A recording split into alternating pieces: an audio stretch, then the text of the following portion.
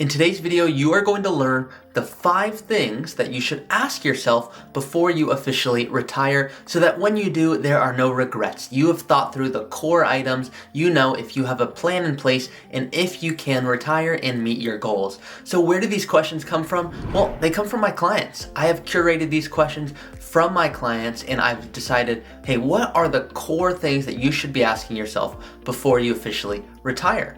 Now, as a reminder, I'm a financial advisor. This is what I do. I love doing it.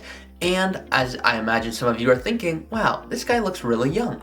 Well, I am, and I am the youngest financial planner who loves retirement planning.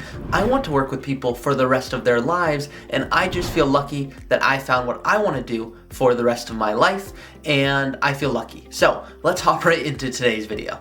Number 1, do I have a retirement income and spending strategy in retirement? Now, when you think about where are you going to pull income from, there's not a right or wrong. There's a, hey, this doesn't make most sense. But ultimately, the question is can you meet your retirement expenses, not just today, but for the next 20, 30, 40 plus years? It's not next year that you're up against. It's not even 5 years later that you're up against. You're really looking far, far, far into the future. So how do we make sure that you never run out of money? That is your number 1 concern as a person who is close to retiring. Now, that's one concern. Another concern that I look at is how do we make sure we don't run out of money? Also known as purchasing power risk. How do we make sure that our money maintains its value? Well, inflation has been in the news often recently. It's because it's the highest it has been in 40 years. So how do we protect against that? We invest accordingly. How do we make sure we optimize where we're pulling income from? We pull from the right accounts. So do you have a strategy in place that says, yes, here's exactly where I should pull income in the first few years of retirement? Then maybe there's Social Security. Maybe a pension begins. Maybe there's rental income. What are all of these moving pieces and how do they play into the overall plan that you have in retirement? Number 2, have you accounted for your health in retirement? Now, the reason I chose this question is because let's assume that there's a life expectancy in your family and there's a long history where that life expectancy is late into your 90s. Well, wonderful. It means you're living longer than most. But it also means that we need to make sure we are planning for that, because if your income, for example, let's say you retire age 60 and you're planning on, I don't want to kill you off, but I have to. In this case, passing away at age 90, well, that's 30 years of income that we need to plan for. Okay, well, what if you don't want to think about age 90? What if you want to have age 100? Just to be conservative, well, now we have 40 years of income to plan for. Now, alternatively, what if you say, you know what, I'm not in the best health, I am retiring, and there's not a huge line of life expectancy that goes beyond age 80 in my household? Well, if that's the case, can we do more and spend more while we're here? How does that change the overall strategy? Well, it does drastically, because you no longer need to plan for 30, 40 years of income. If you're planning for 20, 30 years, 1, can you be a little bit more aggressive in your investment portfolio? 2, can you spend more while you're here? Now, all of that's great, but what about your legacy goals? Do you want to leave a certain amount to children? Do you want to leave a certain amount to charities?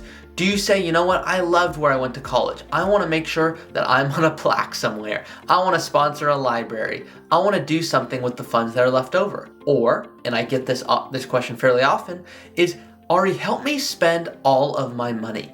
And what they're really saying is, I worked hard for my money. I want to make sure I'm optimizing all of that, and I want to spend every last dollar. And for those people, wonderful. Let's understand how much you can spend so that if you want to travel more or do more or give more, that you have the ability to do so. Question number 3, are you excited about retirement lifestyle?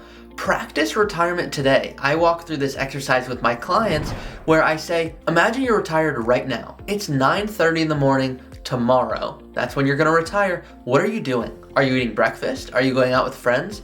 Okay, if you want to go out with friends, which most people say, how often do you really want to do that? Is it every morning? Do you have a group of friends? Do you have a walking group? Do you want to go play golf? Do you say, you know what? I actually want to be on the couch. I want to be lounging. I've worked hard. Or do you say, you know what? I really don't want any of that. I want to be traveling. And if you do want to be traveling all the time, you might say, you know what? That means I need to add in some extra cushion in my budget for that. So the next question to really ask yourself is, retirement lifestyle, what does it really look like? Everyone's thought about it generally, but really think about that. I invite you to think about, imagine right now, close your eyes, you're retired. What are you doing? What? Not just volunteering and joining groups. Of course you're going to do those things, but really ask yourself on a day-to-day basis, what would make it exciting to do? Of course, spend time with grandchildren. Of course, travel.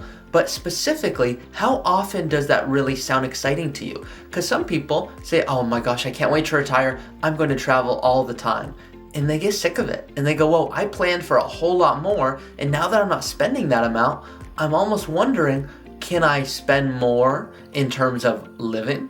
Can I spend more in terms of going out to eat? So everything plays with one another. Number 4, before you retire, are your estate plans updated? Meaning, do you have the right protections in place? Is the home, should you own your home, is that in a trust? Are you making sure you are protecting what's most important? Are beneficiaries updated? Do you have everything in place, from powers of attorney all the way to really, I'm going all the way to long-term care. Have you considered that? Sometimes it makes more sense to self-insure. Do you have directives? What do you need to do so that if anything happens to you, everyone you care about most is okay? So that's number 4, is what protections do we have? One of the best ways to grow your assets is to defend them. And number 5, what is your income strategy in retirement?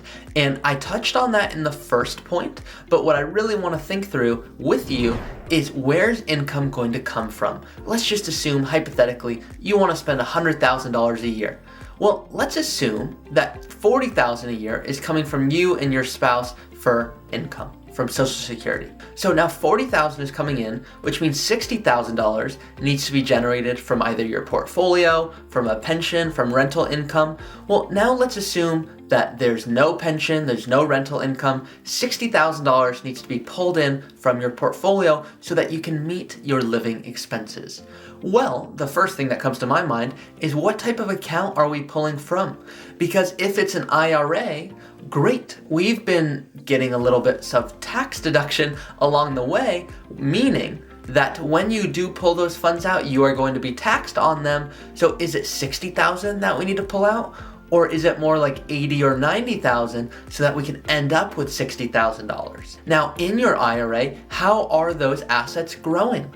With required minimum distributions, are we going to have to pull more than we even want to after age 72? And I know legislation is changing with that every day, but that's what we want to ask ourselves, is, are we optimizing our tax strategy? Are we optimizing income? So those are the 5 questions to ask yourself before you officially retire, so that when you do, there are no regrets. Now, share this with someone who you think could benefit from it. It is no fun to retire alone. I love that these videos are free on YouTube. The only ask I have is that you share it with someone so that they can retire with you, or at least feel more confident about their retirement.